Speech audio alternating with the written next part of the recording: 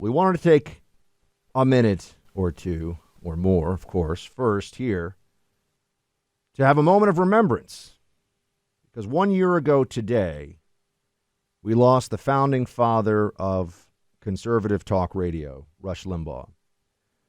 As he used to put it, he was a man, a legend, a way of life, doing what he was born to do with half his brain tied behind his back just to make it fair. He exercised his talent on loan from God for over 3 decades before succumbing to stage 4 lung cancer last year, a battle he fought right to the end behind the golden EIB mic. Rush was larger than life in the radio universe, but he also never wanted to make it about him. He was truly focused on the conservative cause while also having more fun than any human being should be allowed to have. Clay, I remember when we were first told together that we would have the great honor and the great responsibility of just trying to take up the fight. Because we both knew right away, we looked at each other and said, there's no such thing as replacing Rush Limbaugh. He's the greatest that ever lived, the greatest that will be in this medium of radio. But I remember you looked at me and we said, we're going to do our very best. That's exactly right. And I know we're going to talk to Catherine Rush's widow here in a little bit on the show. And over the months that we have been sitting behind a couple of pairs of golden microphones, as you well said, nobody can fill Rush's shoes, but hopefully each of us can fill one of them. And that was the idea that Julie Talbot, who made the decision to put us in and had been working with Rush for decades before, doing such a fabulous job, what she knew and what Rush knew was the battles that he had been fighting were only going to be accelerating in terms of their intensity. And I know many of you out there listening right now are thinking about every time you believe it can't get crazier, it can't get wilder than it is right now. Over the past year, it has. And Rush was maybe the foremost defender of American exceptionalism and the importance of America as the shining city on the hill in the history of media. And he knew that the battles were going to go on long after he was gone. And frankly, Buck, you and I both know that the battles will go on long after we're gone too. And what is important is that Rush raised up a generation. I'm sure you've met so many of these people in the 10 months or so that we've been doing the show, Buck, all over the country who say, not only I listened for a long time, but I'm impressed by people who said, I started listening when I was a young kid and I grew up with Rush. I mean, there are a lot of people listening to us right now in their 30s, 40s, and 50s, 20s too, who listened with their parents in the car, who grew up, who had Rush as that constant voice in their ear. And we know that those people out there, one, tremendously missing Rush, but also the battle's not stopping. And that's why it was such an honor and a privilege for us to be bequeathed the opportunity to sit behind the golden microphone and talk to this audience that Rush grew over the past 3 decades. I'm in talk radio because of Rush Limbaugh.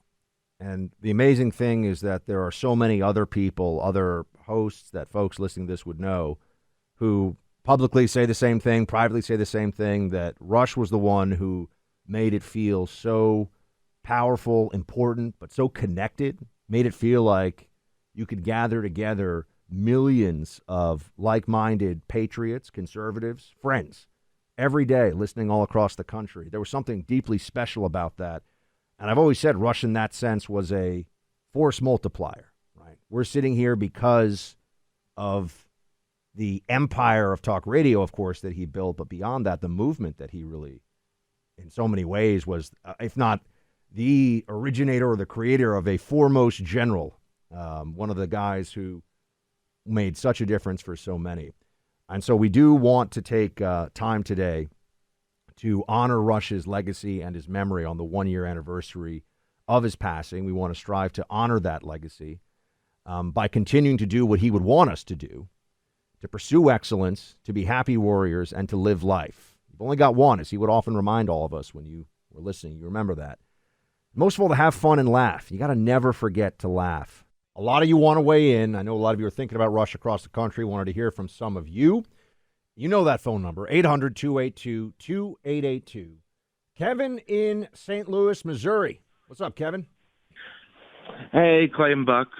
Thanks for taking my call. And great job you guys have done in this past year for filling in for Rush. So, but I just want to let you guys know that I am originally I am from Virginia, and I took these past 3 days off, yesterday, today, and Friday, to come out here to St. Louis to pay my respects to Rush and visit him at his gravesite here in Bellefontaine Cemetery. So, so I traveled all the way out here just to see Rush. And it is a rainy day, which is appropriate for the occasion. I think, it is a sad day. How many years you'd listen to Rush for? Well, I am 27. I've been listening to him since I was 13, 14. Wow. I think. Yeah, so I feel like if I'm not mistaken, like 2008, 2009, I think I started. Yeah, that's one of the things that strikes me the most about meeting Rush listeners, Buck, is we know there's people out there who are in their 60s and 70s that listen for 30 years, but young guys like that and girls who started off listening to Rush when they were maybe in their cars with their teenagers, even younger sometimes than teenagers, and have grown up with the show over all those years. And there's so many. Thanks so much, Kevin, and good on you for going out there and paying your respects to Rush yourself. Clay, I'll be at CPAC next week, and it's always been amazing because CPAC, there's so many young people who are there. And you know what, overwhelmingly, when you talk to them, high school seniors, college, freshmen, sophomores, etc., they go, you say, well, what do you do? They say, I watch Fox News and I listen to Rush. Those were the two big ones all the time with the college Republicans, the college kids. Jay in Windsor, Ontario. Jay, you got a story for us. I got a couple of them. I'm very lucky to have two incidents with Mr. Limbaugh that one was funny as blazes. Another one kind of almost got me in trouble. First one was in Delta's Crown Room in Dallas. I walk in, there's a big, tall, skinny guy standing at the table, and it was old Serpent Head. And so I said, hello, Mr. Carville, how are you? And I got asked for his autograph, and he autographed, believe it or not. I'm the only guy, I think, on the planet that has James Carville's autograph on the inside cover of a Rush Limbaugh book. That's and pretty funny. Carville was it was cool. Carville was great. When I brought it over, he had this little goofy smirk on his face, but he was really great. He's a nice guy, and his wife Mary, I believe, actually once sat behind the EIB mic, and Mary is absolutely a fantastic lady, Clay. She sent me the most detailed how to visit New Orleans email I've ever gotten about any place in my life. So I'm a big Mary Madeline fan. I've met James Carville, too, and he is funny. Right. And honestly, he's got a good sense of humor. He's a huge sports fan, right? Diehard LSU guy. And, obviously the politics are different. He and his wife are such a perfect example of how many people. He's a happy warrior Democrat, though. I actually wish there were more people that were willing to get out there and engage the other side from the other side. Well, and, he's been willing to call out his own party for their absurd wokeness, too. If you see a lot of the quotes that he has given in recent memory. 1 year ago today, millions of Americans faithfully tuned into the Rush Limbaugh Show as they did any other day for more than 30 years. To their surprise, they heard the voice of his beloved wife, Catherine, instead of Rush himself. In the years since, though not much has actually changed, the world somehow still feels different without him. But through the speakers of radios around the country, though the golden EIB microphone sits silent, the memory and voice of our friend, companion, and radio's greatest of all time is still with us, and always will be. Over the years, a lot of people have been very nice, telling me how much this program has meant to them. But whatever that is, it pales in comparison to what you all have meant to me. The official program observer, James Golden, also known as Bo Snerdley. It has been a year since Rush Limbaugh left his role as the Doctor of Democracy, America's anchorman, and became an immortal. And during that year, I've heard almost every single day from somebody in his vast audience with stories about how much he meant to them, how he impacted their lives, and how much they miss him. How much they miss his insights, how much they miss his humor, just how much they miss Rush. We all miss Rush. But you know something? Rush left us with a legacy that is unequaled. He changed American media. He changed the way that Americans think. And Rush Limbaugh, enjoying your eternal life, you will never, ever be forgotten.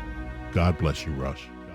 Frequent guest host, Todd Herman. Anytime you turn on a radio station and you hear an opinion-based show, you will be hearing the legacy of Rush Limbaugh. Opinion radio wouldn't have survived without Rush. It simply wouldn't have. There are people who understand their country. Now, children who will read Rush's books. That's his legacy. And in the last few months of his life, he shared with us his faith, his status as a Christ follower. And of course, that's his enduring legacy. Longtime guest host, Mark Stein. The first time I was asked to guest host for Rush, I happened to be down in Australia, and the then Prime Minister, John Howard, asked me to some event, and I said I'd love to go, but I had to get back to America to guest host the Rush Limbaugh show. And the PM said, oh, I hear that's a pretty big show. And I said, yeah, 30 million listeners. And he said, crikey, Rush has more listeners than we have Australians. And that's true. If Rushland were a country, it would be a pretty big one, bigger than Australia, 4 times the size of Switzerland, 6 times the size of New Zealand, and it would be a well-governed country where people could live their lives to their fullest potential, as Rush did and as he wanted everyone else to be able to do, a country where children know their history as opposed to knowing nothing but being taught to despise it all anyway. And most of all, it would be a country with a lot of laughs, because Rush took politics seriously but not solemnly, which is how he came to have more listeners than Australia has Australians. Joe Biden will always be plugs to me, even though all the plugs seem to have fallen out. Rush was totally secure, and he expected the guest hosts to be too. He would put us down mercilessly. If a listener asked why there was no ditto cam on guest host days, he would explain that it was because of our woeful physical appearance, etc. One day in that last year, I said something on air, sincere and heartfelt and true about Rush, and Catherine passed it on to him. And on his next show, he said how touched and moved he'd been by it. And I was horrified, because the old Rush would never have done that. And I said I wanted him to return to scoffing at the guest host. And that made him laugh, and he said he'd go back to putting us down again. Alas, that was not to be. It was one of the great privileges of my life to be put down by Rush, and I only wish he were here to do it today. Thank you, Rush, for everything. Rush's brother, David Limbaugh. I'll tell you what has kind of surprised me. I always knew, I was Rush's biggest supporter, and I knew he was loved, but I had no idea until after he died the depth, the actual intimacy that people felt. I mean, so many people have expressed to me that they feel profound, deep personal loss, and that they lost the best friend they never had, their surrogate brother or father figure. They felt like he was such a good friend, such a close confidant. And that has been really touching to me, because his big love, besides his wife and his family and his friends, was his audience. I would bet a day doesn't go by where at least 3 to 5 times a day, I think of sharing something with Rush without realizing in that nanosecond that he's no longer here. When I would talk to Rush, I didn't talk to him as a talk show host. I didn't put him on a pedestal. I mean, he was my brother. Although I have to say, I did really look up to him, and I marveled at his talent. When the mic went on, he went into another world, another level. He was uniquely talented, and I'm just proud to be his brother, and proud to see that he did everything he could with his God-given talent and more. while Rush's work on Earth is finished. May he rest in peace, knowing his legacy and the lessons he taught over more than 30 years of excellence in broadcasting will keep on doing the work for him for generations to come. Greatest of all time, Clay. Honored to even be able to sit here and speak to his audience in the house that he built. We're all going to miss him. No doubt. And that was a fantastic tribute from so many different people you just heard. If you're just getting in your car right now, the 1-year anniversary of Rush Limbaugh's passing, we had his wife, Catherine, on with us in the first hour. She was absolutely fantastic. If you missed that, I would encourage you to go listen to it on the podcast. And then we had Sean Hannity, a guy that many of you will be listening to after this show and or watching as well on Fox News tonight, talking about the legacy of Rush Limbaugh in his mind, in his experience with Rush as well. And certainly every single day that Buck and I get to sit down and do this show, it's done in the honor and the legacy of what Rush accomplished as the greatest and most influential voice in the history of radio. And we just hope that we can continue to fight the battles that he'd be fighting if he was still with us today.